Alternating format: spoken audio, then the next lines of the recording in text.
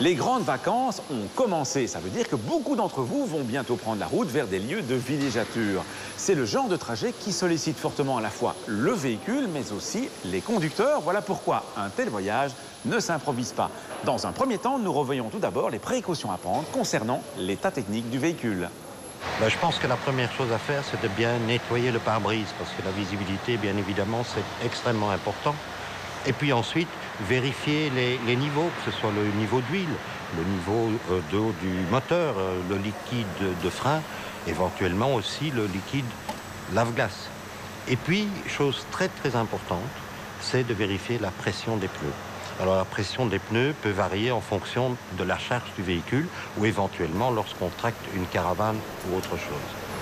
Et puis, si on veut aller un petit peu plus loin et qu'on veut rendre visite à un garage, eh bien, on peut aussi faire contrôler l'air conditionné parce que je pense que c'est aussi un élément extrêmement important.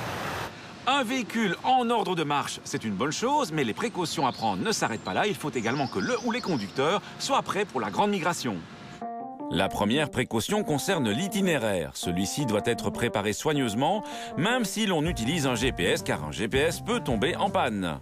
Vérifiez sur les sites officiels des pays traversés les prévisions de circulation et les chantiers routiers qui se dérouleraient pendant les vacances. Sachez déjà qu'il y en aura en Belgique cet été.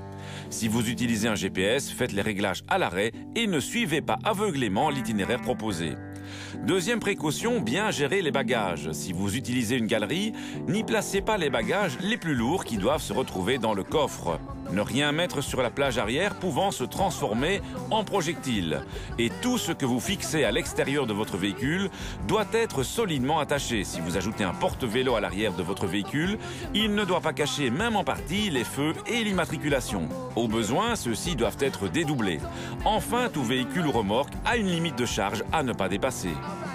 Dernière précaution importante, tenez compte de la fatigue en partant reposé et non après une longue journée de travail. Et en chemin, arrêtez-vous au plus tard toutes les 2 heures ou dès que la fatigue se fait sentir. Lorsque vous éprouvez des difficultés à maintenir votre vitesse et votre trajectoire de manière constante, que vous êtes inattentif aux signaux routiers et au trafic, c'est qu'il est grand temps de vous arrêter.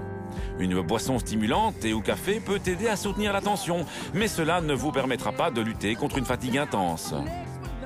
Si vous voyagez avec des petits-enfants, ceux-ci doivent faire l'objet d'une attention toute particulière. Soyez attentifs à les préserver du soleil et de la déshydratation.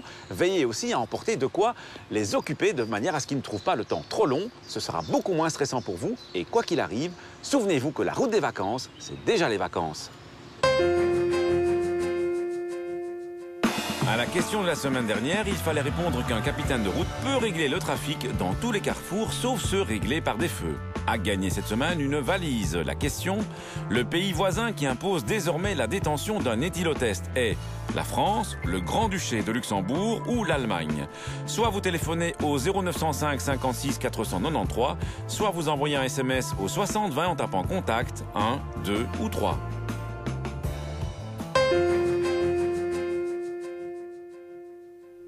Selon une étude européenne, dans la majorité des accidents impliquant des 2 roues motorisées et des automobiles, l'automobiliste a déclaré ne pas avoir vu le motard ou le cyclomotoriste. Il est donc important que ces derniers se rendent le plus visible possible. Tout d'abord en respectant le code de la route, qui impose un allumage des feux de jour comme de nuit pour les motos et les cyclomoteurs. Ensuite, en portant un équipement ou des parties d'équipement claires, ou mieux encore fluorescent pour la journée et rétro-réfléchissant pour la nuit, comme la tenue des motards de la police. À la semaine prochaine et d'ici là, bonne route!